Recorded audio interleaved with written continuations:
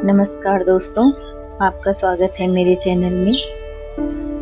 आज मैं लेकर आई हूँ गोदान उपन्यास का भाग 7।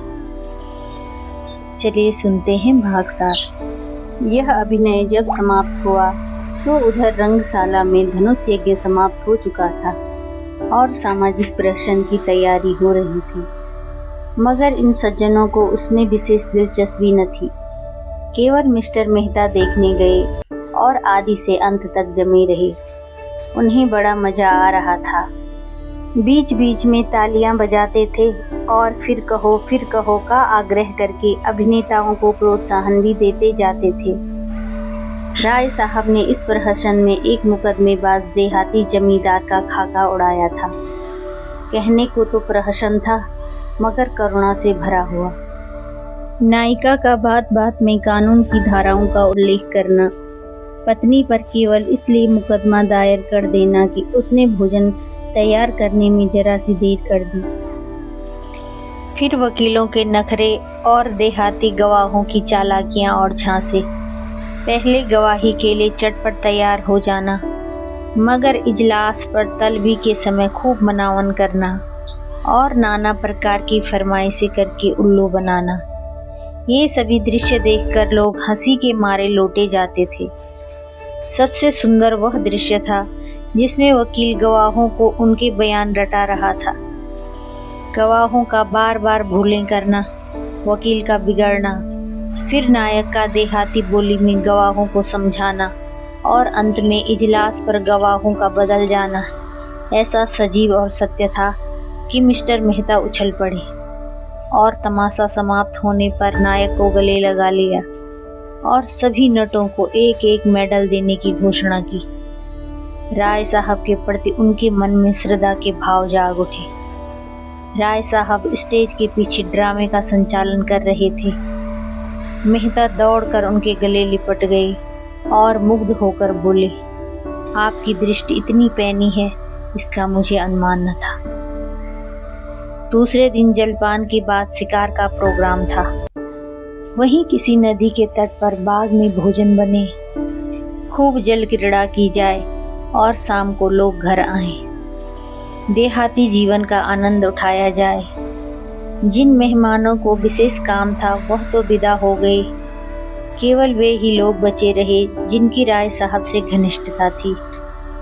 मिसेज खन्ना के सिर में दर्द था, न जा सकी और संपादक जी इस मंडली से जले हुए थे और इनके विरुद्ध एक लेख माला निकालकर इनकी खबर लेने के विचार में मग्न थे। सब के सब छंटे हुए गुंडे हैं, हराम के पैसे उड़ाते हैं और मूंछों पर ताव देते हैं। दुनिया में क्या हो रहा है इन्हें क्या खबर। इनके पड़ोस में कौन मर रहा है इन्हें क्या परवाह। इन्हें तो अपने भोग विलास से काम है।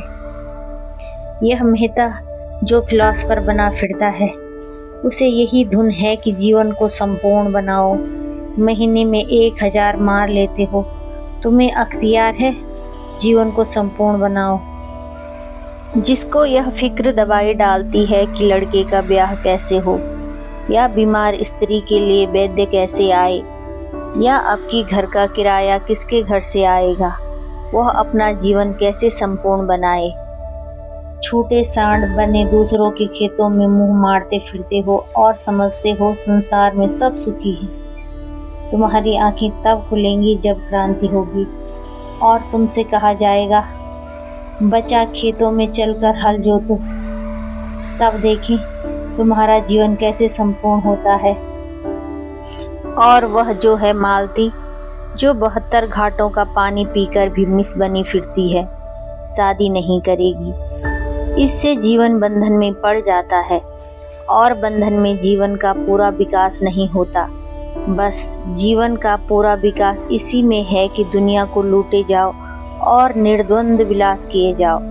सारे बंधन तोड़ दो, धर्म और समाज को गोली मारो, जीवन के कर्तव्यों को पास न फटकने दो। बस तुम्हारा जीवन संपूर्ण हो गया। इससे ज़्यादा आसान और क्या होगा। माँ बाप से नहीं पढ़ती, उन्हें धता बताओ, शादी मत करो, यह बंधन है, बच्चे होंगे, यह मोह पास है, मगर टैक्स क्यों देते हो, कानून भी तो बंधन है, उसे क्यों नहीं तोड़ते? उससे क्यों कन्नी काटते हो? जानते हो न कि कानून की जरा भी अवज्ञा की और बेड़ियां पड़ जाएंगी। बस वही बंधन तोड़ो जिसमें अपने भोग लिप्सा में बाधा न पड़ती। रस्सी को सांप बनाकर पीटो और 30 मार खा बनो। जीते सांप के पास जाओ ही क्यों, वो फुंकार भी मारेगा तो लहरें आने लगेंगी। उसे आते देखो तो दुम दबाकर भागो। यह तुम्हारा संपूर्ण जीवन है। 8 बजे शिकार पार्टी चली। खन्ना ने कभी शिकार न खेला था। बंदूक की आवाज से कांपते थे, लेकिन मिस मालती जा रही थी, वह कैसे रुक सकते थे। मिस्टर तनखा को अभी एक इलेक्शन के विषय में बातचीत करने का अवसर न मिला था। शायद वहां वह अवसर मिल जाए। राय साहब अपने इस इलाके में बहुत दिनों से नहीं गए थे। वहां का रंग ढंग देखना चाहते थे। कभी कभी इलाके में आने जाने से आदमियों से एक संबंध भी हो जाता है और रौब भी रहता है। कारकुन और प्यादे भी सचेत रहते हैं। मिर्जा खुर्शीद को जीवन के नए अनुभव प्राप्त करने का शौक था, विशेषकर ऐसे जिनमें कुछ साहस दिखाना पड़े। मिस मालती अकेले कैसे रहती? उन्हें तो रसिकों का जमघट चाहिए। केवल मिस्टर मेहता शिकार खेलने के सच्चे उत्साह से जा रहे थे। राय साहब की इच्छा तो थी कि भोजन की सामग्री, रसोइया, कहार, खिदमतगार सब साथ चलें, लेकिन मिस्टर मेहता ने इसका विरोध किया। खन्ना ने कहा, आखिर वहां भोजन करेंगे या भूखों मरेंगे? मेहता ने जवाब दिया, भोजन क्यों न करेंगे, लेकिन आज हम लोग खुद अपना सारा काम करेंगे। देखना तो चाहिए कि नौकरों के बगैर हम जिंदा रह सकते हैं या नहीं। मिस मालती पकाएंगी और हम खाएंगे। देहातों में हाड़ियाँ और पत्तल मिल ही जाते हैं और ईंधन की कोई कमी नहीं। शिकार हम करेंगे ही। मालती ने गिला किया, क्षमा कीजिए, आपने रात मेरी कलाई इतनी जोर से पकड़ी कि अभी तक दर्द हो रहा है। काम तो हम लोग करेंगे, आप केवल बताती जाइएगा। मिर्जा खुर्शीद बोले, अभी आप लोग तमाशा देखते रहिएगा, मैं सारा इंतजाम कर दूंगा। बात ही कौन सी है, जंगल में हांडी और बर्तन ढूंढना हिमाकत है। हिरन का शिकार कीजिए, भुनिए, खाइए और वहीं दरख्त के साये में खर्राटे दीजिए। यही प्रस्ताव स्वीकृत हुआ। 2 मोटरें चली। एक मिस मालती ड्राइव कर रही थी, दूसरी खुद राय साहब। कोई 20-25 मील पर पहाड़ी प्रांत शुरू हो गया। दोनों तरफ ऊंची पर्वतमाला दौड़ी चली आ रही थी। सड़क भी पेचदार होती जाती थी। कुछ दूर की चढ़ाई के बाद एकांत ढाल आ गया और मोटर नीचे की ओर चली। दूर से नदी का पाट नजर आया। किसी रोगी की भांति दुर्बल निस्पंद कगार पर एक घने बट वृक्ष की छाह में कारें रोक दी गई और लोग उतरे। यह सलाह हुई कि 2-2 की टोली बने और शिकार खेलकर 12 बजे तक यहाँ आ जाएं। मिस मालती मेहता के साथ चलने को तैयार हो गईं। खन्ना मन में ऐंठ कर रह गई। जैसे विचार से आए थे उसमें जैसे पंचर हो गया। अगर जानते मालती दगा देगी तो घर लौट जाते, लेकिन राय साहब का साथ उतना रोचक न होते हुए भी बुरा न था। उनसे बहुत सी मुआमले की बातें करती थी। खुर्शीद और तनखा बचे रहे। उनकी टोली बनी बनाई थी। तीनों टोलियां एक एक तरफ चल दी। कुछ दूर तक पथरीली पगडंडी पर मेहता के साथ चलने के बाद मालती ने कहा, तुम तो चलते ही जाते हो, जरा दम ले लेने दो। मेहता मुस्कुराए, अभी तो हम 1 मील भी नहीं आए, अभी से थक गई? थकी नहीं, लेकिन क्यों न जरा दम ले लो। जब तक कोई शिकार हाथ न आ जाए हमें आराम करने का अधिकार नहीं। मैं शिकार खेलने न आई थी। मेहता ने अनजान बनकर कहा, अच्छा, यह मैं न जानता था। फिर क्या करने आई थी? अब तुमसे क्या बताऊं। हिरणों का एक झुंड चढ़ता हुआ नजर आया। दोनों एक चट्टान की आड़ में छिप गए और निशाना बांधकर गोली चलाई। निशाना खाली गया। झुंड भाग निकला। मालती ने पूछा, अब? कुछ नहीं, चलो फिर कोई शिकार मिलेगा। दोनों कुछ देर तक चुपचाप चलते रहे। फिर मालती ने जरा रुक कर कहा, गर्मी के मारे बुरा हाल हो रहा है, आओ इस वृक्ष के नीचे बैठ जाएं। अभी नहीं, तुम बैठना चाहती हो तो बैठो, मैं तो नहीं बैठता। बड़े निर्दयी हो तुम, सच कहती हूँ। जब तक कोई शिकार न मिल जाए मैं बैठ नहीं सकता। तब तो तुम मुझे मार ही डालोगे। अच्छा बताओ, रात तुमने मुझे इतना क्यों सताया? मुझे तुम्हारे ऊपर बड़ा क्रोध आ रहा था। याद है तुमने मुझे क्या कहा था? तुम हमारे साथ चलेगा दिलदार। मैं न जानती थी तुम इतने शरीर हो। अच्छा सच कहना, तुम उस वक्त मुझे अपने साथ ले जाते? मेहता ने कोई जवाब न दिया, मानो सुना ही नहीं। दोनों कुछ दूर चलते रहे। एक तो जेठ की धूप, दूसरे पथरीला रास्ता। मालती थक कर बैठ गई। मेहता खड़े खड़े बोले, अच्छी बात है, तुम आराम कर लो, मैं यहीं आ जाऊंगा। मुझे अकेले छोड़कर चले जाओगे? मैं जानता हूँ तुम अपनी रक्षा कर सकती हो। कैसे जानते हो? नए युग की देवियों की यही सिफत है। वह मर्द का आश्रय नहीं चाहती, उससे कंधा मिलाकर चलना चाहती हैं। मालती ने झेपते हुए कहा, तुम कोरे फिलोसफर हो मेहता, सच। सामने वृक्ष पर एक मोर बैठा हुआ था। मेहता ने निशाना साधा और बंदूक चलाई। मोर उड़ गया। मालती प्रसन्न होकर बोली, बहुत अच्छा हुआ, मेरा सांप पड़ा। मेहता ने बंदूक कंधे पर रखकर कहा, तुमने मुझे नहीं, अपने आप को सांप दिया है। शिकार मिल जाता तो मैं तुम्हें 10 मिनट की मोहलत देता। अब तो तुमको फौरन चलना पड़ेगा। मालती उठकर मेहता का हाथ पकड़ती हुई बोली, फिलोसफरों के शायद हृदय नहीं होता। तुमने अच्छा किया विवाह नहीं किया। उस गरीब को मार ही डालते, मगर मैं यूं न छोड़ूंगी। तुम मुझे छोड़कर नहीं जा सकते। मेहता ने एक झटके से हाथ छुड़ा लिया और आगे बढ़े।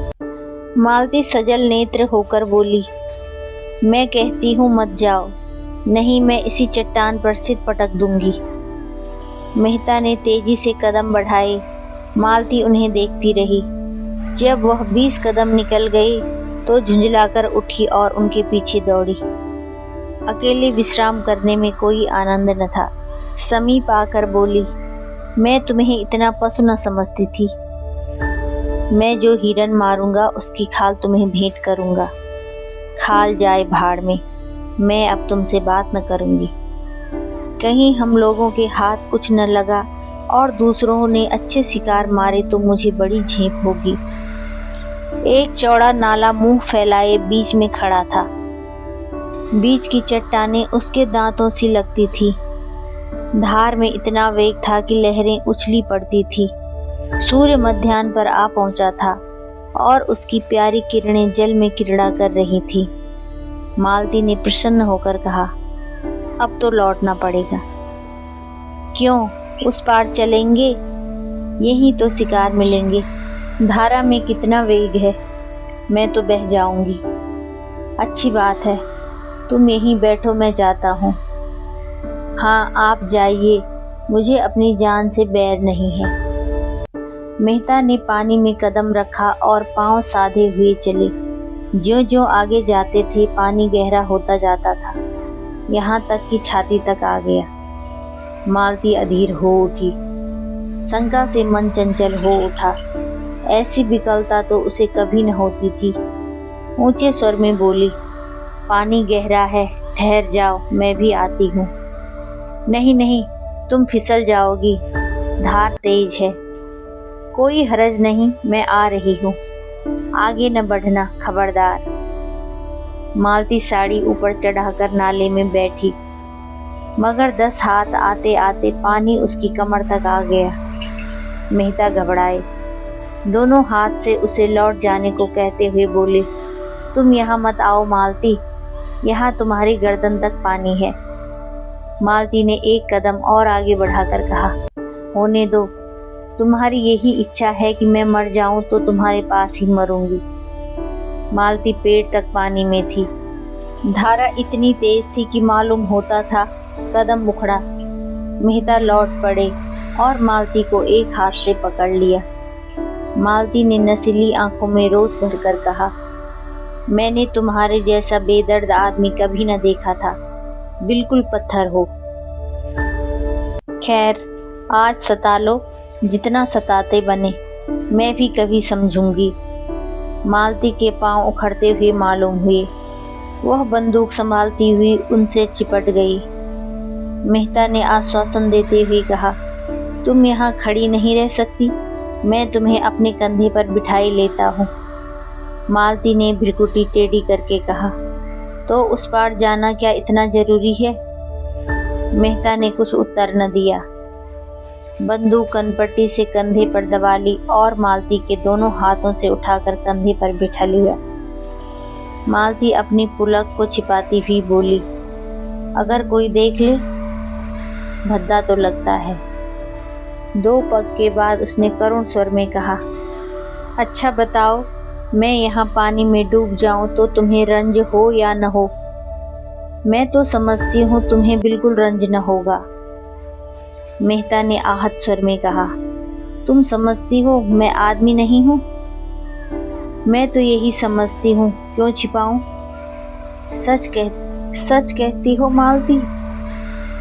तुम क्या समझते हो? मैं कभी बतलाऊंगा। पानी मेहता की गर्दन तक आ गया। कहीं अगला कदम उठाते ही सिर तक न आ जाए। मालती का हृदय धक धक करने लगा। बोली, मेहता, ईश्वर के लिए अब आगे मत जाओ, नहीं मैं पानी में कूद पड़ूंगी। उस संकट में मालती को ईश्वर याद आया, जिसका वह मजाक उड़ाया करती थी। जानती थी ईश्वर कहीं बैठा नहीं है जो आकर उन्हें उबार लेगा, लेकिन मन को जिस आलम्बन और शक्ति की जरूरत थी वह और कहाँ मिल सकती थी। पानी कम होने लगा था। मालती ने प्रसन्न होकर कहा, अब तुम मुझे उतार दो। नहीं नहीं, चुपचाप बैठी रहो, कहीं आगे कोई गड्ढा मिल जाए। तुम समझते होगे यह कितनी स्वार्थिनी है। मुझे इसकी मजदूरी दे देना। मालती के मन में गुदगुदी हुई। क्या मजदूरी लोगे? यही कि जब तुम्हें जीवन में ऐसी ही कोई अवसर आए तो मुझे बुला लेना। किनारे आ गए।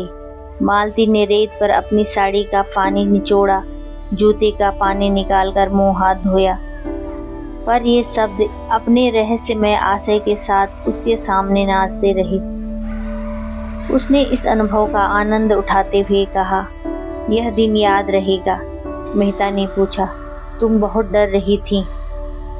पहले तो डरी, लेकिन फिर मुझे विश्वास हो गया कि तुम हम दोनों की रक्षा कर सकते हो। मेहता ने गर्व से मालती को देखा। उनके मुख पर परिश्रम की लाली के साथ तेज था।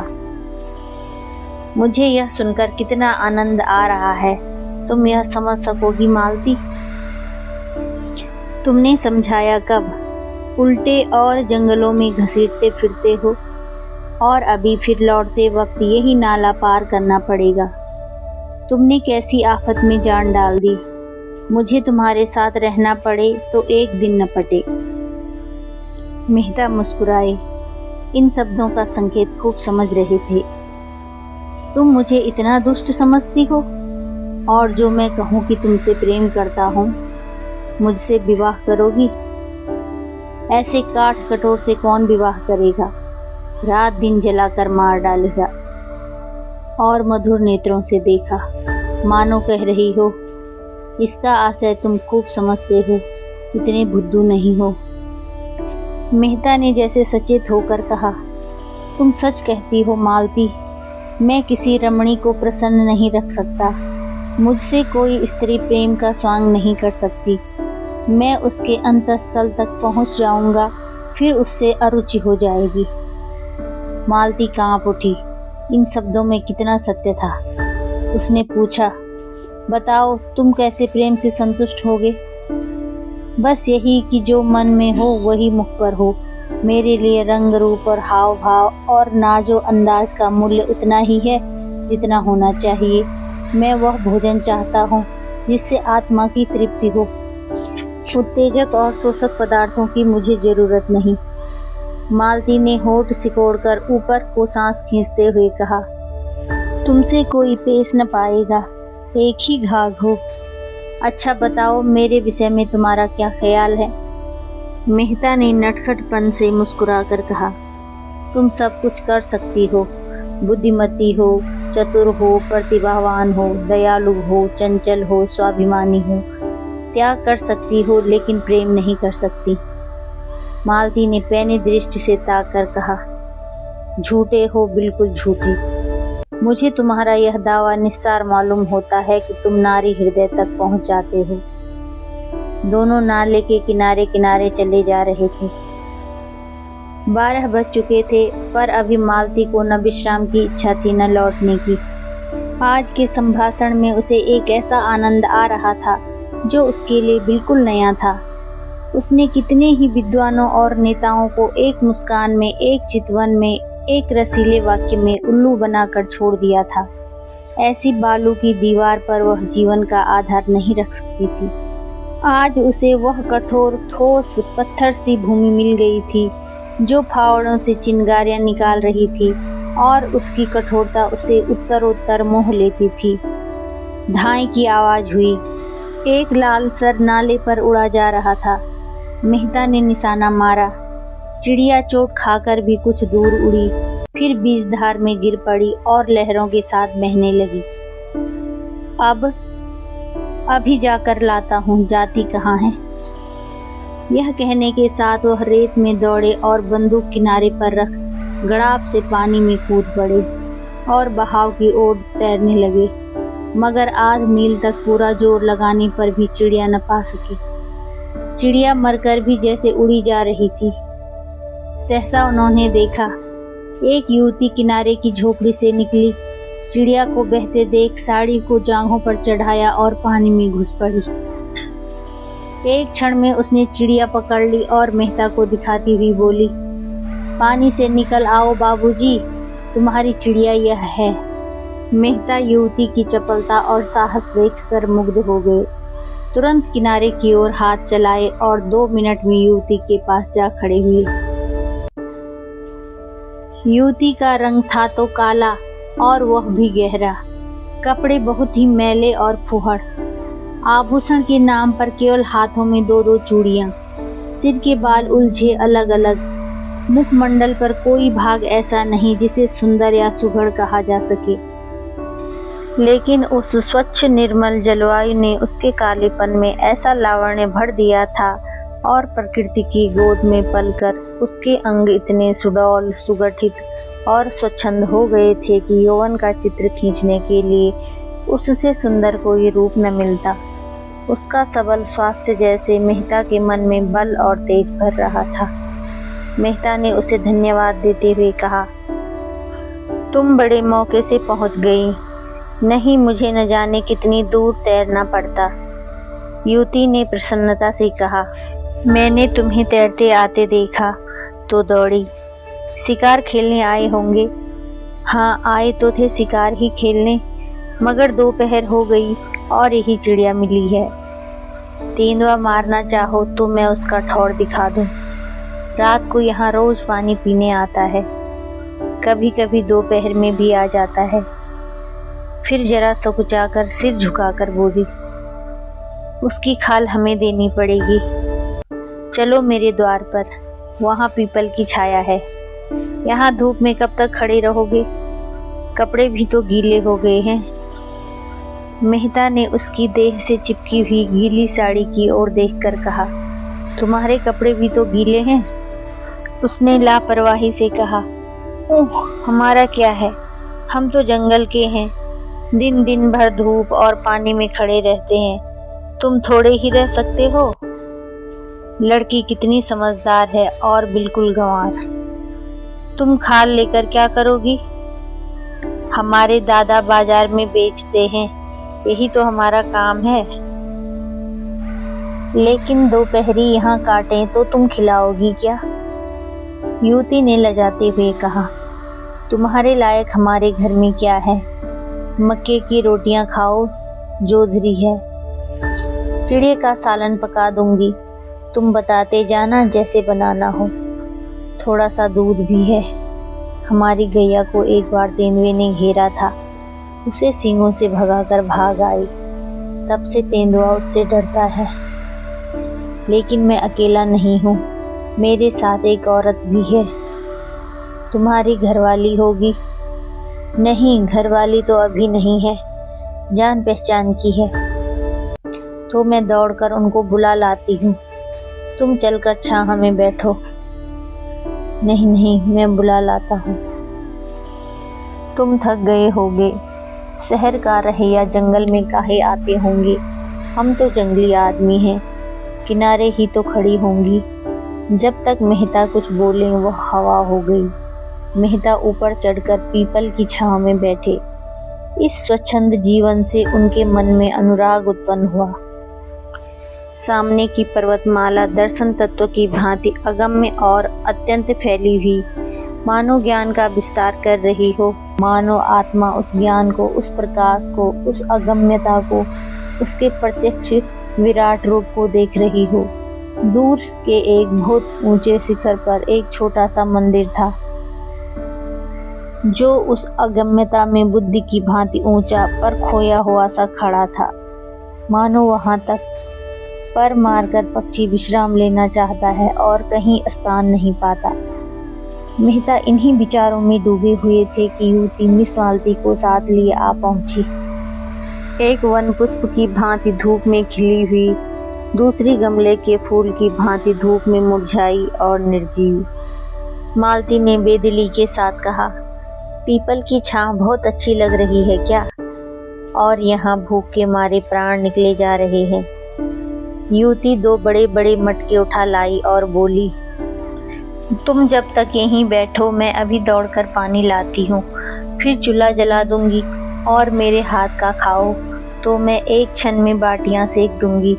नहीं, अपने आप सेक लेना। हाँ, गेहूं का आटा मेरे घर में नहीं है और यहाँ कहीं कोई दुकान भी नहीं है कि ला दूं। मालती को मेहता पर क्रोध आ रहा था। बोली, तुम यहाँ क्यों आकर पड़ रहे? मेहता ने चिढ़ते हुए कहा, एक दिन जरा इस जीवन का आनंद भी तो उठाओ। देखो, मक्के की रोटियों में कितना स्वाद है। मुझसे मक्के की रोटियां खाई ही न जाएंगी और किसी तरह निगल भी जाऊं तो हजम न होंगी। तुम्हारे साथ आकर मैं बहुत पछता रही हूँ। रास्ते भर दौड़ा के मार डाला और अब यहाँ लाकर पटक दिया। मेहता ने कपड़े उतार दिए थे और केवल एक नीला जांघिया पहने बैठे हुए थे। युवती को मटके ले जाते देखा तो उसके हाथ से मटका छीन लिया और कुएं पर पानी भरने चले। दर्शन के गहरे अध्ययन में भी उन्होंने अपने स्वास्थ्य की रक्षा की थी और दोनों मटके लेकर चलते हुए उनकी मांसल और चौड़ी छाती और मछलीदार जांघें किसी यूनानी प्रतिमा के सुगठित अंगों की भांति उनके पुरुषार्थ का परिचय दे रही थी। युवती उन्हें पानी खींचते हुए अनुराग भरी आंखों से देख रही थी। वह अब उसकी दया के पात्र नहीं, श्रद्धा के पात्र हो गए थे। कुआं बहुत गहरा था, कोई 60 हाथ। मटके भारी थे और मेहता कसरत का अभ्यास करते रहने पर भी एक मटका खींचते खींचते शिथिल हो गई। युवती ने दौड़कर उनके हाथ से रस्सी छीन ली और बोली, तुमसे न खींचेगा, तुम जाकर खाट पर बैठो, मैं खींचे लेती हूँ। मेहता अपने पुरुषत्व का यह अपमान न सह सके। रस्सी उसके हाथ से फिर ले ली और जोर मारकर एक क्षण में दूसरा मटका भी खींच लिया और दोनों हाथों में मटके लिए आकर झोपड़ी के द्वार पर खड़े हो गए। युवती ने चटपट आग जलाई, लाल सर के पंख झुलस डाले, छुरे से उसकी बोटियां बनाई और चूल्हे में आग जलाकर मांस चढ़ा दिया और चूल्हे के दूसरे एले पर कढ़ाई में दूध उबालने लगी। और मालती भौं चढ़ाए खाट पर खिन्न पड़ी इस तरह यह दृश्य देख रही थी मानो उसके ऑपरेशन की तैयारी हो रही हो। मेहता झोंपड़ी के द्वार पर खड़े होकर युवती के गृह कौशल को अनुरक्त नेत्रों से देखते हुए बोले, मुझे भी तो कोई काम बताओ, मैं क्या करूं? युवती ने मीठी झिड़की के साथ कहा, तुम्हें कुछ नहीं करना है, जाकर बाई के पास बैठो, बेचारी बहुत भूखी है। दूध गर्म हुआ जाता है, उसे पिला देना। उसने एक घड़े से आटा निकाला और गूंथने लगी। मेहता उसके अंगों का विलास देखते रहे। युवती भी रह रहकर उन्हें कनखियों से देखकर अपना काम करने लगती थी। मालती ने पुकारा, तुम वहाँ क्या खड़े हो? मेरे सिर में जोर का दर्द हो रहा है। आधा सिर ऐसा फटा पड़ता है जैसे गिर जाएगा। मेहता ने आकर कहा, मालूम होता है धूप लग गई है। मैं क्या जानती थी तुम मुझे मार डालने के लिए यहाँ ला रहे हो। तुम्हारे साथ कोई दवा भी तो नहीं है। क्या मैं किसी मरीज को देखने आ रही थी जो दवा लेकर चलती? मेरा एक दवाओं का बक्सा है, वह सेमरी में है। उफ, सिर फटा जाता है। मेहता ने उसके सिर की ओर जमीन पर बैठकर धीरे धीरे उसका सिर सहलाना शुरू किया। मालती ने आंखें बंद कर ली। युवती हाथों में आटा भरे, सिर के बाल बिखेरे, आंखें धुएं से लाल और सजल, सारी देह पसीने में तर, जिससे उसका उभरा हुआ वक्त साफ झलक रहा था, आकर खड़ी हो गई और मालती को आंखें बंद किए पड़ी देखकर बोली, बाई को क्या हो गया है? मेहता बोले, सिर में बड़ा दर्द है। पूरे सिर में है कि आधे सिर में? आधे में बतलाती है। दाईं ओर है कि बाईं ओर? बाईं ओर। मैं अभी दौड़ के एक दवा लाती हूँ, घिसकर लगाते ही अच्छा हो जाएगा। तुम इस धूप में कहाँ जाओगी? युवती ने सुना ही नहीं, वेग से एक ओर जाकर पहाड़ियों में छिप गई। कोई आधे घंटे बाद मेहता ने उसे ऊंची पहाड़ी पर चढ़ते देखा। दूर से बिल्कुल गुड़िया सी लग रही थी। मन में सोचा, इस जंगली छोकरी में सेवा का कितना भाव और कितना व्यावहारिक ज्ञान है। लू और धूप में आसमान पर चढ़ी चली जा रही है। मालती ने आंखें खोलकर देखा। कहाँ गई वह कलूटी? गजब की काली है, जैसे आबनूस का कुंदा हो। इसे भेज दो, राय साहब से कह आए कार यहाँ भेज दें। इस तपिश से मेरा दम निकल जाएगा। कोई दवा लेने गई है, कहती है उससे आधा सीसी का दर्द बहुत जल्द आराम हो जाता है। इनकी दवाएं इन्हीं को फायदा करती हैं, मुझे न करेंगी।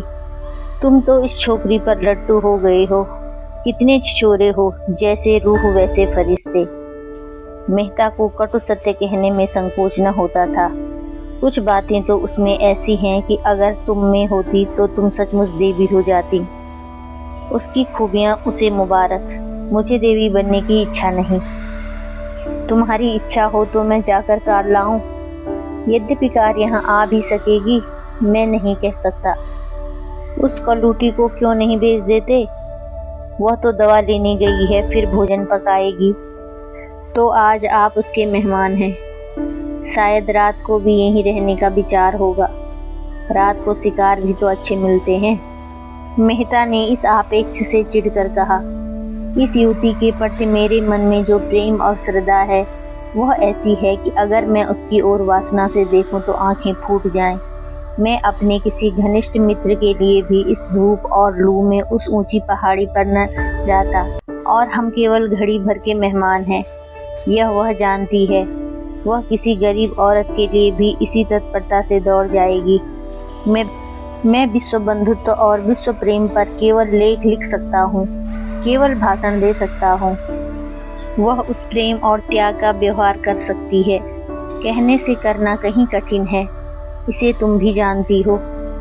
मालती ने उपहास भाव से कहा, बस बस, वह देवी है, मैं मान गई। उसके वक्ष में उभार है, तंबू में भारीपन है। देवी होने के लिए और क्या चाहिए? मेहता तिरमिला उठे, तुरंत उठे और कपड़े पहने जो सूख गए थे। बंदूक उठाई और चलने को तैयार हुए। मालती ने फुंकार मारी, तुम नहीं जा सकते मुझे अकेली छोड़कर। तब कौन जाएगा? वही तुम्हारी देवी। मेहता हतबुद्धि से खड़े थे। नारी पुरुष पर कितनी आसानी से विजय पा सकती है, इसका आज उन्हें जीवन में पहला अनुभव हुआ। वह दौड़ती हाँफती चली आ रही थी। वही कलूटी युवती हाथ में एक झाड़ लिए हुए समीप आकर मेहता को कहीं जाने को तैयार देखकर बोली, मैं वह जड़ी खोज लाई, अभी घिसकर लगाती हूँ। लेकिन तुम कहाँ जा रहे हो? मांस तो पक गया होगा, मैं रोटियां सेक देती हूँ, 2 एक खा लेना, बाई दूध पी लेगी, ठंडा हो जाएगा तो चले जाना। उसने निसंकोच भाव से मेहता के अचकन की बटनें खोल दी। मेहता अपने को बहुत रोके हुए थे, जी होता था इस गंवारिन के चरणों को चूम लें। मालती ने कहा, अपनी दवाई रहने दो, नदी के किनारे बरगद के नीचे हमारी मोटर कार खड़ी है, वहाँ और लोग होंगे, उनसे कहना कार यहाँ लाएं, दौड़ी हुई जा। युवती ने दीन नेत्रों से मेहता को देखा। इतनी मेहनत से बूटी लाई, उसका यह अनादर, इस गंवारिन की दवा इन्हें नहीं जंची तो न सही, उनका मन रखने को ही जरा सी लगा लेती तो क्या होता। उसने बूटी जमीन पर रखकर पूछा, तब तक तो चूल्हा ठंडा हो जाएगा बाई जी, कहो तो रोटियां सेक कर रख दूं, बाबूजी खाना खा लें, तुम दूध पी लो और दोनों जने आराम करो, तब तक मैं मोटर वाले को बुला लाऊंगी। इस वीडियो में इतना ही, और बचा हुआ पार्ट अगले वीडियो में फिर मिलते हैं।